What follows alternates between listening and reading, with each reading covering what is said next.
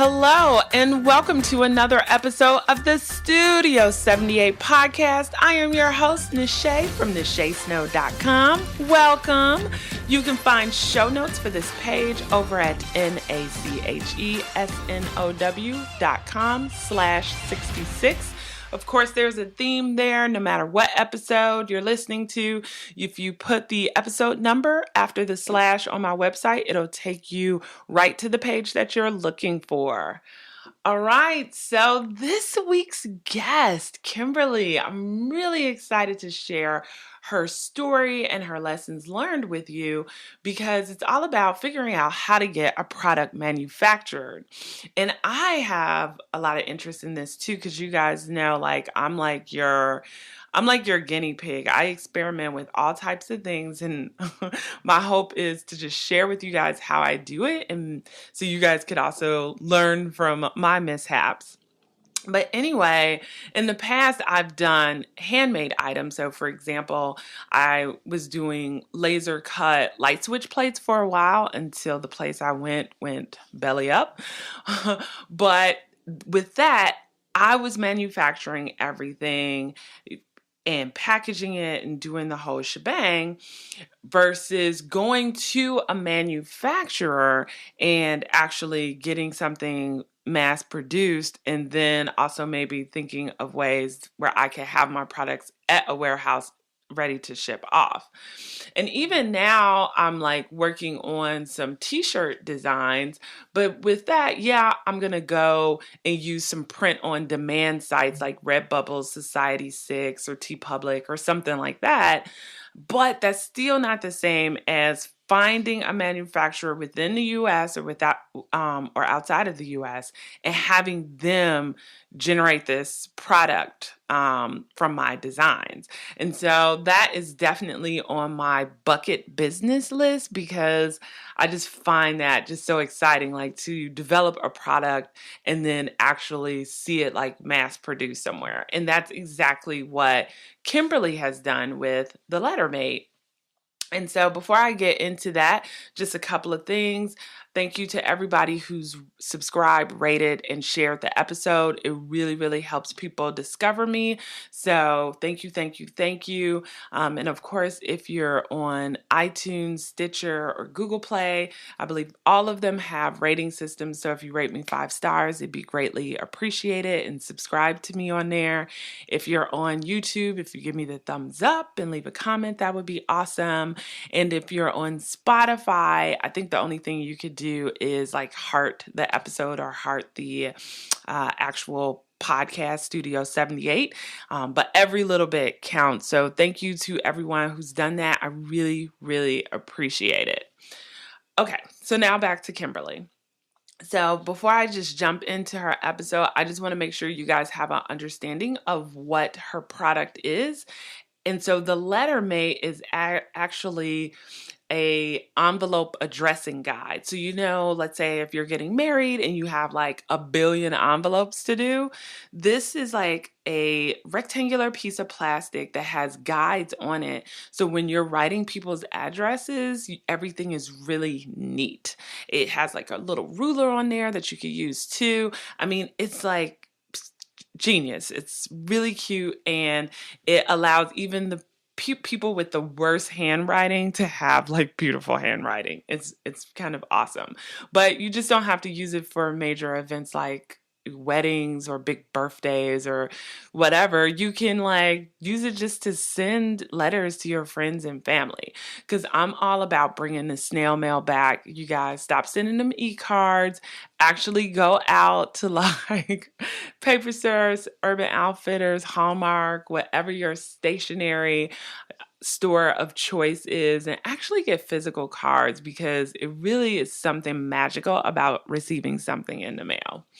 But anywho, so that is her product, is this address envelope guide called the Lettermate that, working in her industry, she realized that there was a need for it, and then decided to figure out how to get it produced and sell it.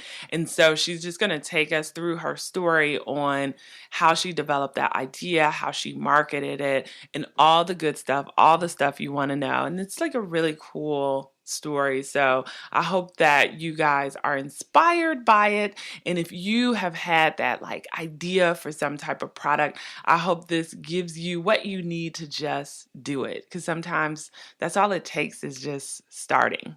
Okay? All right, let's get to it. Hello, Kimberly. Welcome to the Studio 78 podcast. Hi, thank you so much for having me. It's been so fun looking at all the people that you've interviewed to even have an opportunity to do this. I'm so grateful. So thank you so much for inviting me. I can't wait to get into your story too. I mean, I feel like I've lucked up on like a lot of amazing women. And it's so funny whenever I run into somebody that's trying to start a business or whatever, I'm like, just go to my podcast page. You will find someone that will help you get there. Totally. You know? It just takes that right thing, to make a connection and put the pieces together, and then boom, you're like off and running. So Yeah, yeah. And I so love for it. you, yeah, it's so great. So I'm so excited. I'm kind of like a nerd. People who listen to the podcast, they know I'm like stationery nerd, snail mail gal. So It's a lost art and it's it so much more is. personal. So I'm glad you feel that way. Yeah, and I feel like, and which is cool too, like a lot more like cool, like very modern stationery stores are popping up. So you get Mhm. like more choices when it comes to like pins and like ways to decorate, like envelopes with stickers or stamps or things like that. So it's like this lost art that Yeah. started, I don't know if it's because of Pinterest or whatever, but it's starting to like come back again. Totally. I think it's just the further we move into this like digital age, there's a certain nostalgia about getting a letter like in the mail. It's a lost art, and it's something that I hope to inspire in other people because it's Yeah. fun. A lot of people just enjoy doing it. Yeah. And so before we get into Lettermate, what were you doing? Like, what was your life before Lettermate? It was in stationery. I started out as a graphic designer. I got my bachelor's from fine art from the Academy of Art in San Francisco, and I had a passion for invitations and stationery. So, of course, I started out in the wedding industry, and that's totally where this whole story even began. My Mm. my brides were paying a lot for these beautiful custom invitations, but then when it came to addressing the envelope on the outside, they're like, I hate my handwriting; it's not straight, and like printing on the envelopes themselves with like your printer is a difficult thing if you've ever tried to do it, and custom calligraphy was kind of out of the budget for a lot of these people. So I'm thinking, okay, here's this problem, how do we solve it? And I Hmm. know that interior designers and architects, they use lettering guides to help keep all of their lettering like perfect and crisp. I don't know if you've ever seen an architect's handwriting. It's like it's It's perfect. perfect, right? Perfect. Yeah. And so I'm like, why isn't there anything maybe a little bit more industry specific to writing on envelopes? And I don't know if you're married, but Hmm. as soon as you get married, it's like you've never sent out a letter in your life, and then you have to send out like hundreds of them at a time. Exactly. It's super overwhelming. I know I went through the same thing. Yeah. So then it was just kind of getting to the drawing board of because they didn't exist. And so Mm. how do we bring this product to life? And I feel like that's kind of where I my creative juices start really flowing because Mm. I this plan in my head starts illuminating with how I'm going to bring this um, into the world. Mm. So yeah, then it was just like finding manufacturers, and which was a whole different beast in and of itself.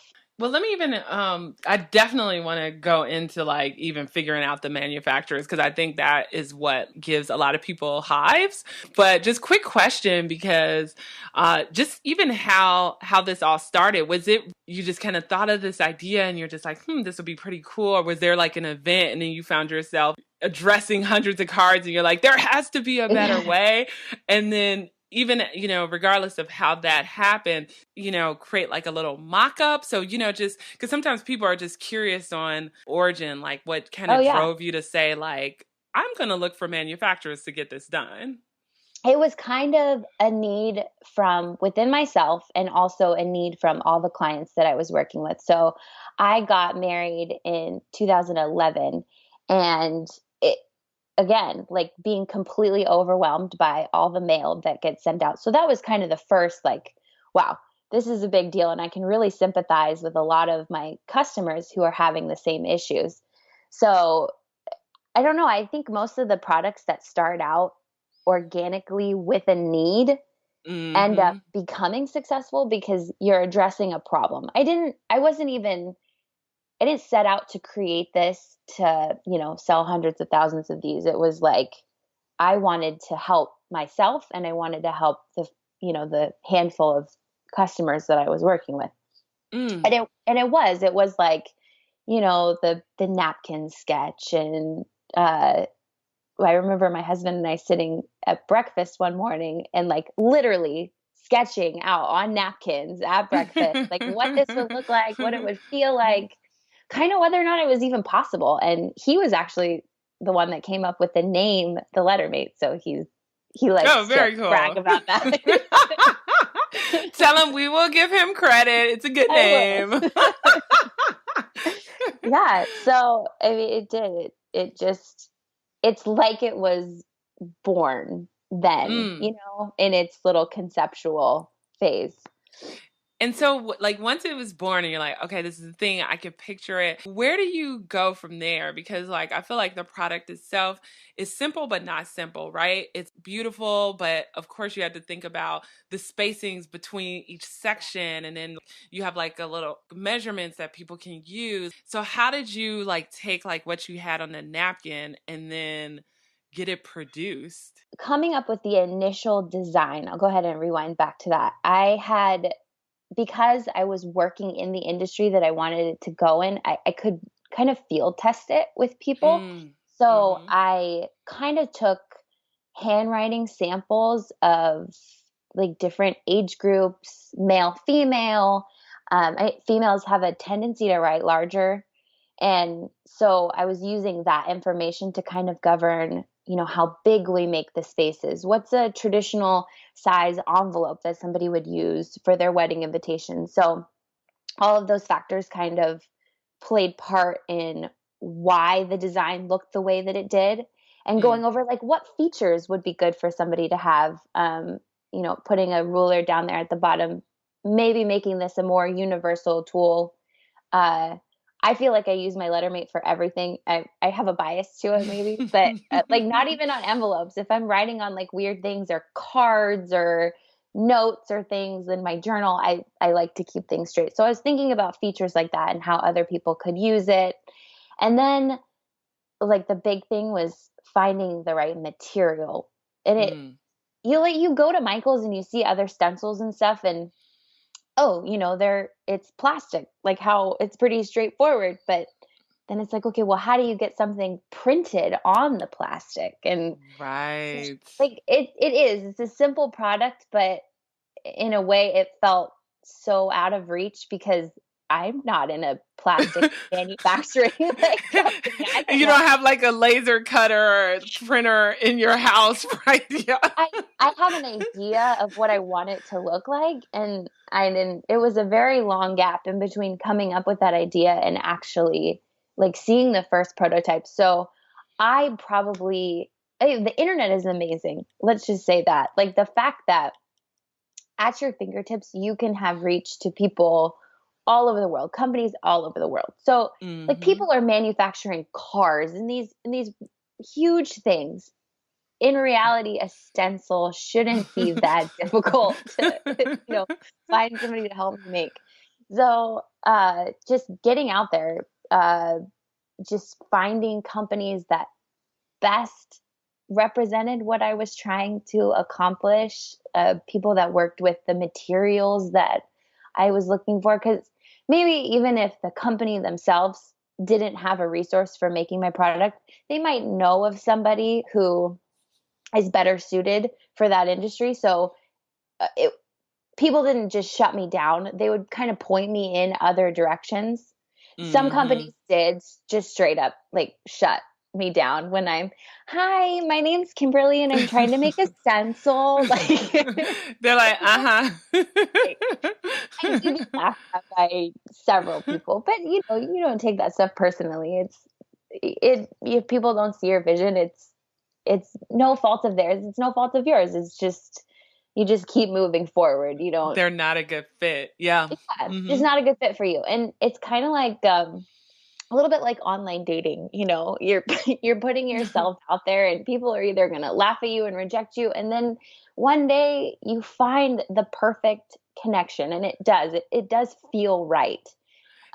I remember contacting the manufacturer that I ended up going with, and like we were soulmates, Right. You just, Didn't it was laugh, like, you know. yeah. So that was kind of the beginning of finding who was going to help me create these things. Well, what I thought was like amazing because it's yours is made in the USA. And I know a lot of times people have to go overseas in order to keep it affordable. But yours is made in the USA and it is affordable. Like your original Lettermate is $9.95. So it's like it's something anybody can afford. It's like I think priced just right. So how were you able to do that? Keep it in the US? That's just because that's where my priorities were. I wanted Okay. to, well, there was a couple reasons. One, like I wanted it to be sourced in the United States for convenience because Hmm. like dealing with like different time zones and different language barriers, and Hmm. I had already had so much trouble communicating to the idea to people who, spoke English and that I could communicate with, that the thought of taking it to another country seemed more overwhelming.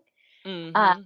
so I felt like if I exhausted my resources in the United States, then maybe we could revisit going overseas. But it was important to me to keep it manufactured in the United States. I have family in the military and in law enforcement, and we work hard to protect our country. And I wanted to first, help stimulate this economy before we moved elsewhere. So that was Mm. important.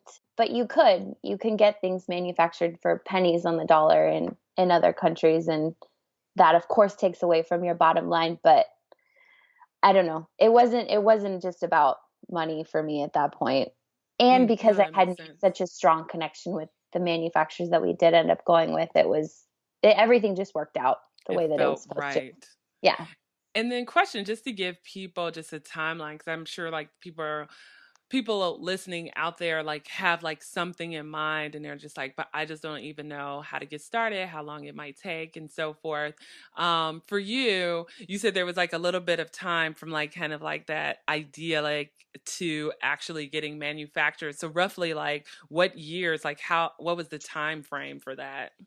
So it was about a year by the Mm, time I even had the initial thought to the time I had a working prototype in my hands. Like, mm, and in between there was several flops. Like, we got many prototypes back that weren't going to work for one reason or another. So it was a pretty, I don't want to call it a grind at this point yet because it wasn't. It was just the act of like keep trying, mm-hmm, keep going, keep moving forward. Eventually it will feel right. And it did. mm-hmm. So yeah, that was about a year.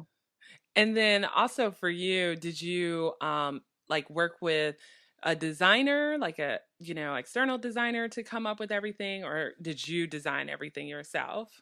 I did design everything myself because I have a background in graphic design. That Mhm. really, really helped. Um, if you're not in graphic design, good designers, they're pretty easy to get in touch with. Again, thanks to the internet, you can find really great resources kind of in your backyard. So I wouldn't put that in the make it or break it category. If you don't have a degree in, art or design, that's certainly not the end of your story.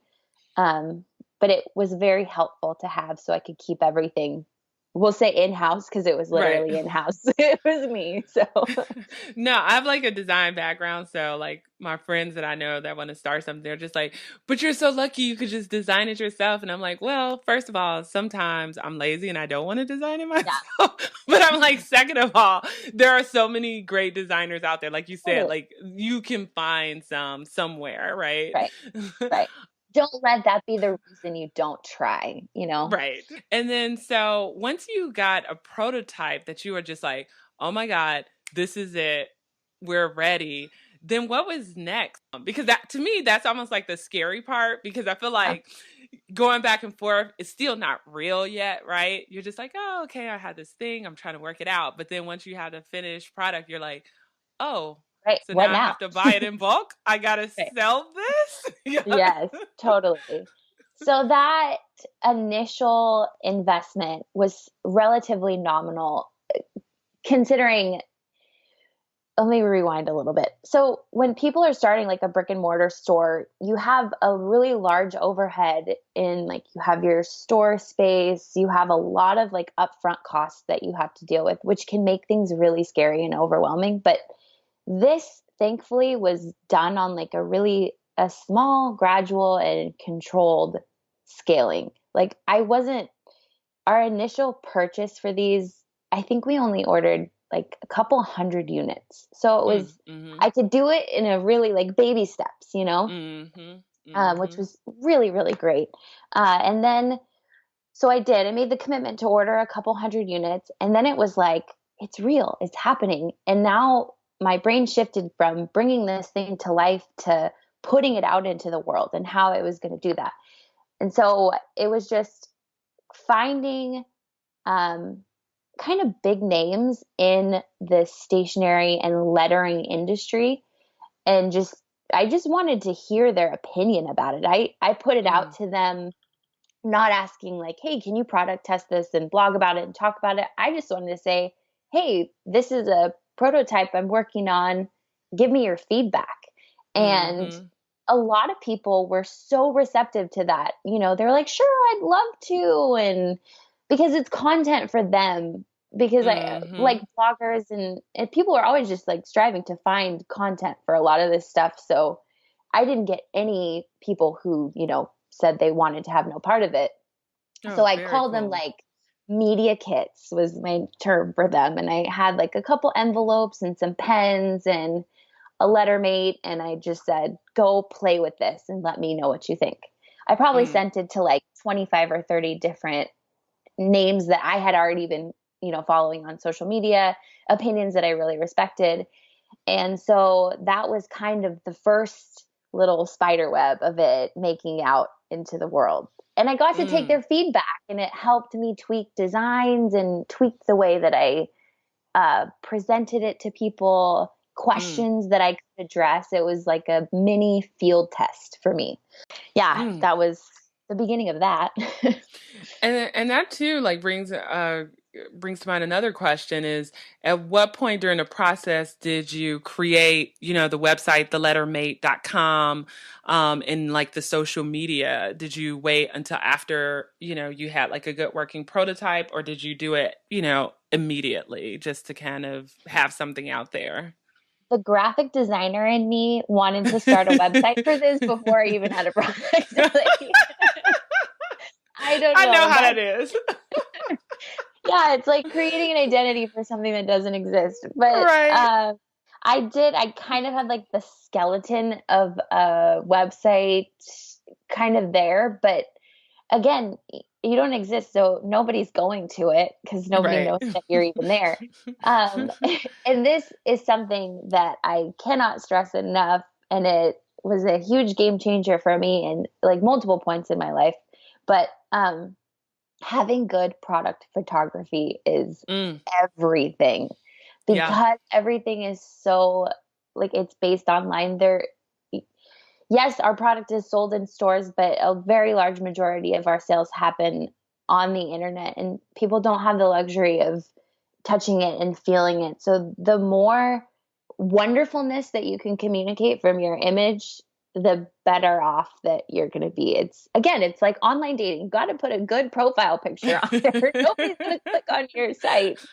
So, um, once kind of, I honed in on this isn't a prototype anymore. This is a final product. We've made the revisions that we want to make. I probably made, I don't know, like 25 of my very best samples of all the different designs that you can use with the Lettermate, and I had them all photographed in the best way Smart. possible. So that was the platform for my website, for my social media, because I had content, which is huge. You can't build a website without content, even if you have a great idea. But yeah, that was that. Well, cool. Now I feel like there's like so many lessons learned in that, and even like the kits too, and like reaching out to people like in that industry and having them use it. Because once people get something and they love it, like you don't even have to ask them to share it. They're just going to share it because they love it. So I think that strategy is always gold, right?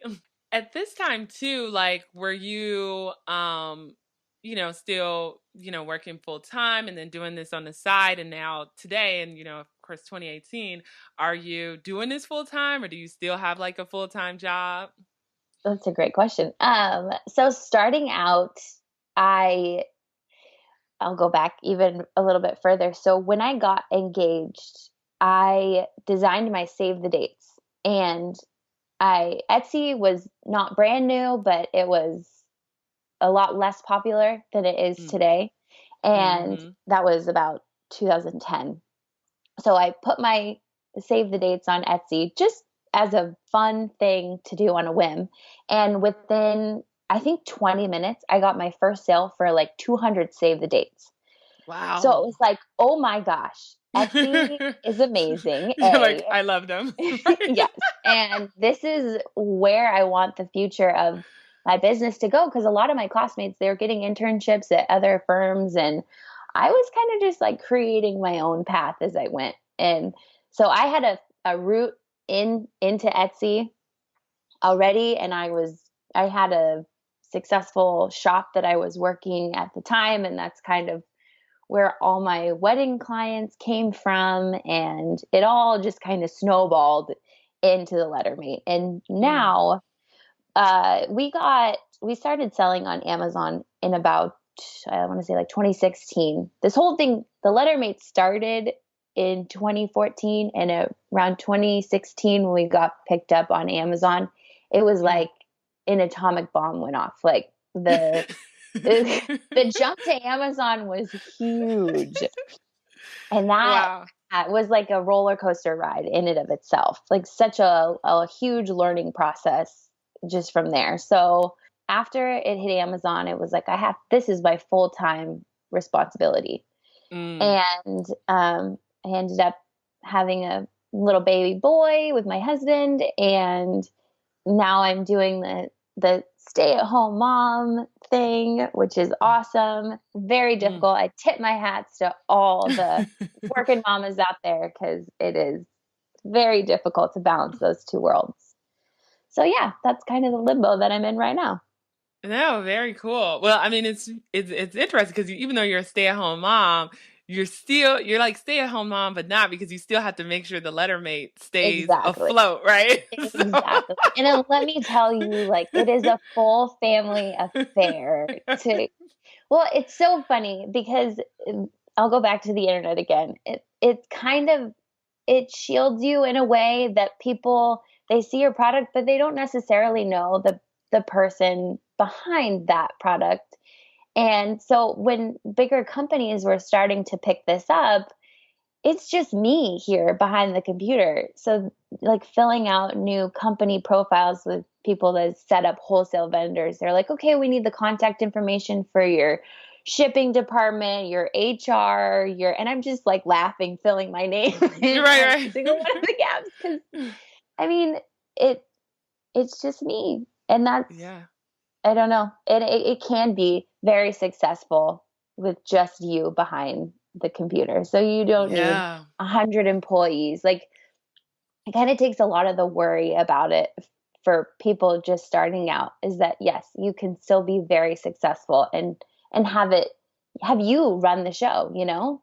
You are Mm-hmm. very capable of that, and you learn as you go, and you make plenty of mistakes along the way. So I I always encourage my friends and family to, because they're always like, "Oh, I have that idea, but I'm too scared to bring it to life." And It's like, just do it. just do Yeah. it.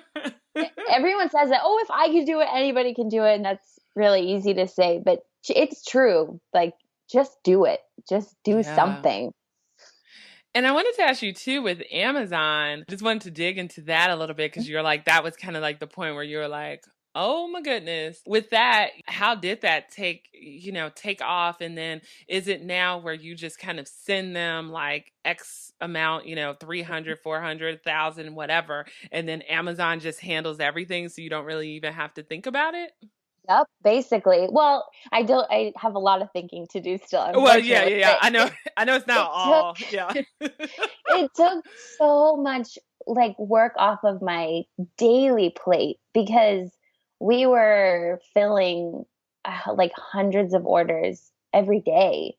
And so once we went on Amazon, it was like a weight had been lifted off my shoulders because they have a Mm. program called FBA, Fulfilled by Amazon. So basically, you just send them a huge shipment of your product and they store it, they sell it, they take care of everything in house. They do customer service. So if someone has a problem with shipping, everything is dealt with through Amazon. They do take a fee for that, but it's nominal relative to everything that they're doing for you. So it kind of gives you a little bit of free space to, maybe work on another idea, or which is huge because the goal is to keep, moving forward. You don't just want to fizzle out because you get overwhelmed. And that was No, kind of that's like a great. big thing for me. I'm a creative person, but when it comes to like numbers and logistics and things, that's not really where I shine. So if I could have somebody else take care of the harder stuff, then like in terms of the logistics, like put it on their plate. Use Yeah. your own strengths to move forward where you shine. I always tell people I'm all about automation. If there is Hmm. something that will allow me to do something faster, Yes, just as good but faster, that is the route that I'm going to take, right? It's absolutely. yeah. Absolutely. Work And smarter, not harder. harder. Exactly. Exactly. And then before I get to the wrap up questions, I was just curious too, because I know a lot of people worry about this also when they're coming out with something is like, how do you deal with the imposters? Like people who like are just like, who try to just like replicate your Ugh, idea. it, Like, I don't even know if I have an answer for that because I still struggle with that. yeah. I can't even tell you how many emails I've started to other companies, just like, I can't believe you knocked off my idea. Yeah. Not even knocked it off and like maybe modified it to where you thought it was better functioning this way. I can respect that. But the Mm-hmm. people that just downright, like verbatim, take the verbiage on your packaging and basically just hit, copy and paste on your Oh, product. Like that, it just yeah. lights a fire in my soul. Like, I man, know. It's like, yeah, it's like at it least is try to be frustrating. original. Like, don't, No, yeah. just do something different. But it is what it is, and unfortunately, it's part of it. And I made it such a point because it was important to me to keep it manufactured in the United States, and the fact that a lot of the people that are just knocking it off, they're getting it manufactured for just Overseas, yeah. pennies, and I don't know what the quality is like, and Mhm. it and that mainly just thinking that somebody could pick up one of the knockoffs and think that that was me and think that that was my Mhm. product or my quality. Like that's that just doesn't set well. So I try not to think about that. No, I mean, one thing that like immediately, I noticed when your product was like made in the USA, and for me, I try like if something is made in the USA, like that's what, I'm gonna pick up. And so I think for a lot of customers out there, it does mean something. So, hopefully it'll all kind of like work out in the end. So everybody listening, if you need this, make sure you get the letter mate. Right. Yes. I'm not even going to name drop some of the people who Yeah. have knocked it off. Yes. And I'm not even going to say that products manufactured overseas are of lesser quality. I'm not even going to hint to that. But it was just something that was important to me. No, So, no, no. I mean, because there's like some great things that are, I feel like, I agree, like are made overseas, but there is something special, yeah, like living in a place. It's almost like, you know, how like this whole buying local thing has taken off. And exactly. over the Exactly. last several years, probably since Etsy started, right? It's just kind of like Yeah, magnified year over year. It's just something special about made in the USA or even made, you know, within your region or made within your exactly. city. It's just a beauty in that. Yeah. Yeah, there's a certain level of pride that you take to it. And I even like I'm in Auburn, California, and so when I get like, orders from other people in Auburn, they're like, "Oh my gosh, you live in Auburn too." And Right. it's we're all in this little tiny community, and the internet makes things so big that if you can kind of take that and put it on a smaller scale and like these people are just in your backyard, there's like a fellowship kind of with that. Yeah. So I really tried Absolutely. to keep that. That was important to me. And any advice for people out there trying to create a product? Just do it. And whatever that means to you in whatever capacity that is just do it. Just move forward. You're not Rome wasn't built in a day. You're not gonna, post something on your Instagram and have it go just crazy viral overnight. You could, it might happen, but that's usually not the origin story for a lot of people. It does take time and a lot of hard work. And I am a firm believer in that the work you put in, like you will get out tenfold. So do something. Do Mm, something. yes. And then just a couple wrap up questions. First one is what keeps you motivated? My wheels are always turning. I don't know. It's not even something that I can turn off. I I have this passion for turning a sketch of any kind into something that I can touch and feel in real life. And Mm, everything that's associated with that process is so exciting for me. So that's what keeps me motivated. mm. And what's one thing you can't live without? My family. Like between being pregnant and, just feeling tired and sick, and they have picked me up and dusted me off when I was just exhausted. And I can say with absolute certainty I would not be here without them. And they've Mm. just helped in every possible way. There have been holidays where everyone in my family, extended family, cousins, we've been stuffing lettermates over our Thanksgiving table. So, Right.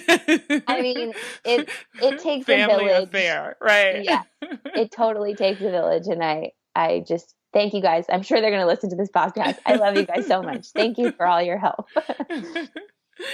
And then please tell the listeners all the social media accounts you want them to know about and also any websites you want them to know about.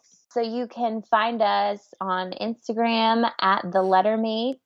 I'm sure you've seen the Lettermate at some point floating around on Pinterest, but there's lots of different applications that people have kind of used it for, and they're all on Pinterest. Again, at the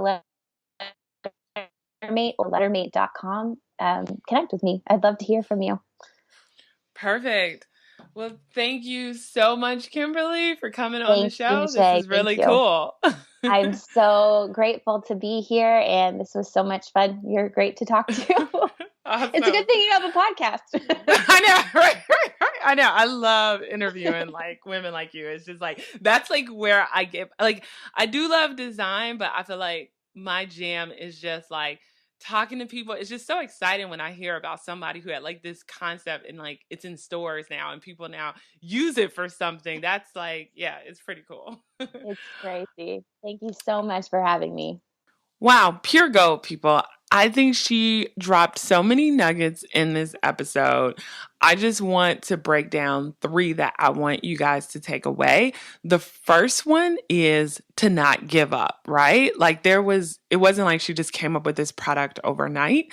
There was like testing involved and getting it right and working with manufacturers. I mean, there was a lot to go into it, but she didn't give up. So I think that's really key. Another thing that I think was great on her part was actually testing it with real people just to make sure that this concept would work. And then the last thing that I want to point out is her marketing. I think because as soon as Lettermate came out, I forgot exactly the first place I heard about it, but I remember just hearing about it in several different places that weren't even connected, So she did a really good job at marketing her product. And so just remember using influencers if possible to maybe give your product a shout out. And then also like her creating a media kit and creating buzz for her product, I think was really good too. That's something that I'm constantly trying to get better at, but I think she did an amazing job with that for the Lettermate. So if you need something like this, be sure to check it out and make sure you don't get the imposter. Make sure you get the one from the Lettermate, okay? I have the link to it in the show notes just in case you want to pick one up. All right, so that's a wrap, people. If you want to support the show, of course, I've already mentioned in the beginning, you could subscribe, rate, and share the episode, which always helps. But there's also a couple other ways you could support the show. The first one is I am an affiliate for SW Basics, which is an all-natural skincare line, and they're really cool. And for those who really know me, I'm really getting into that everything all natural, and my skin in general, because I've made this movement the last several years, has gotten a lot better. And so I have like their hydrosol mist right now, which they sent me, which is great. And for those who don't know what that is, it's like this where you can kind of mist your face. And I use them when I come home, especially like the peppermint water and the rose water in particular. But they've got all kind of cool stuff that you could check out over on their website. If you go to nishesnow.com, SW Basics, and that's plural, BASICS, then you can go over to their website, and then if you see something that you like, you can put in the code SNOW, SNOW, to get 15% off. So I get like a little cut back, a little percentage. So you save money and the podcast gains money. So if you like their products, please use my code. And then also you can support the podcast by buying the Life Cleanse Journal. That's a 178-page journal that I created that has you look at 10 areas of your life, answer some questions, and make some goals based on your answers. And so if you go over to nishesnow.com, you'll see the Life Cleanse Journal link in the navigation. And if you choose to buy it, you can put in the code FREESHIP, FREESHIP, and it will be shipped for free to you. And also in there, if you buy it from my site versus Amazon or Barnes & Noble, which is also available on. But if you purchase it from my site, I will also send you a bookmark and a little handwritten note on a quote card. So 2 ways to support the podcast if you love the podcast. All right, guys. Well, that is a wrap. Have an amazing week. And I hope this has inspired you to take action, because when I talk to people, that is usually the missing link. Everybody has a good idea, but no one does anything with them. So do something with your idea today. All right. Have a good one. Bye.